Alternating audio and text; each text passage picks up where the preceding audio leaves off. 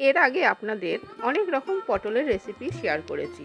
আজকে যে পটলের রেসিপিটা শেয়ার করব সেই রেসিপিটার নাম হলো মুগেশ্বরী পটল।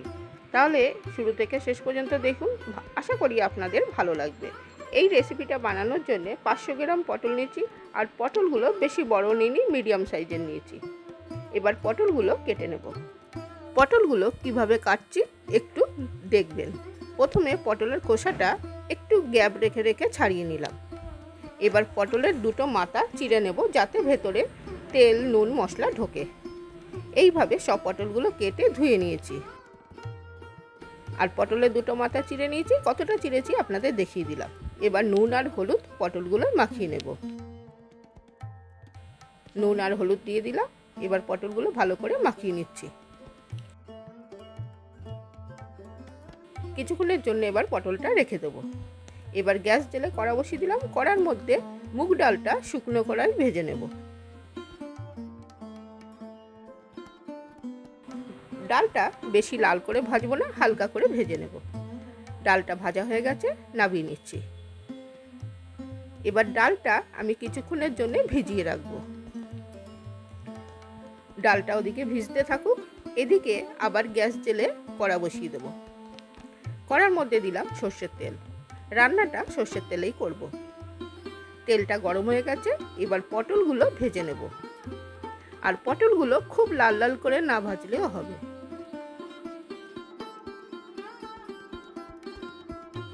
পটলগুলো উল্টিয়ে পাল্টিয়ে হালকা করে ভেজে নিয়েছি। পটলগুলো নামিয়ে নেব। পটলগুলো সব নামিয়ে নিলাম। কড়ার মধ্যে আরও একটু তেল দিয়ে দেবো। কড়ার মধ্যে আরও একটু তেল দিয়ে দিলাম। এবার তেলের মধ্যে প্রথমে গোটা গরম মশলা ফোড়ন দিলাম, সাদা জিরা, তেজপাতা আর শুকনো লঙ্কা ফোড়ন দিলাম। ফোড়নটা কিছুক্ষণ নেড়ে চেড়ে ভেজে নিলাম। ফোড়ন দিয়ে সুন্দর গন্ধ বেরিয়ে গেছে। এবার দিচ্ছি প্রথমে আদা, আর দিলাম একটা টমেটো। আদা আর টমেটোটা একটু নেড়ে চেড়ে ভেজে নিচ্ছি। আদা আর টমেটোটা একটু নেড়ে চেড়ে ভেজে নিলাম। এবার দিচ্ছি গুঁড়ো মশলা। প্রথমে দিলাম হলুদ গুঁড়ো, ধনের গুঁড়ো, জিরার গুঁড়ো, আর দিচ্ছি লঙ্কার গুঁড়ো।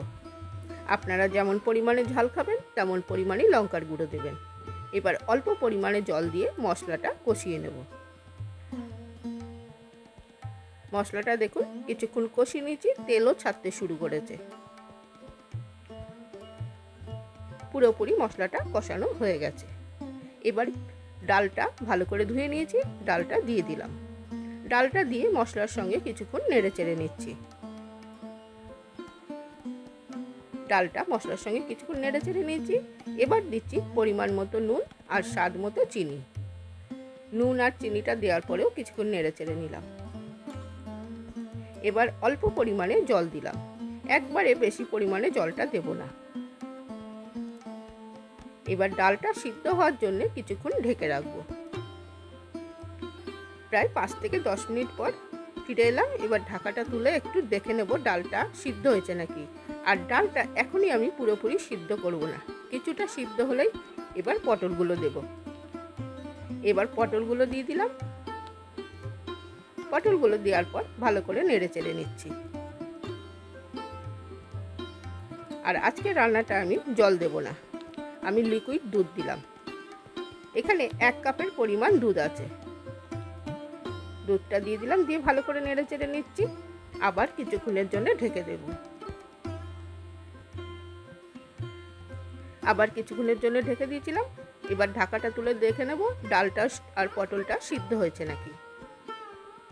আর ডালটা একদম ঘেটে দেব না, একটু গোটা গোটা থাকলে দেখতেও ভালো লাগবে আর খেতেও ভালো লাগবে। রেসিপিটা হয়ে গেছে। এবার নামানোর আগে ঘি আর গরম মশলা দিয়ে আমি ভালো করে নেড়ে চেড়ে নামিয়ে নেব। ঘি আর গরম মশলা দিয়ে ভালো করে নেড়ে চেড়ে নিলাম। এবার নামিয়ে নেব। আশা করি আজকের রেসিপিটা আপনাদের খুব ভালো লেগেছে। ভালো লাগলে বাড়িতে বানাবেন। কেমন লাগছে আপনাদের কমেন্ট করে জানাবেন, বন্ধুদের সঙ্গে শেয়ার করবেন। আর নিত্য নতুন রেসিপি পাওয়ার জন্য আমার চ্যানেলটা অবশ্যই সাবস্ক্রাইব করবেন। আজকে তাহলে আসি, নমস্কার বন্ধুরা।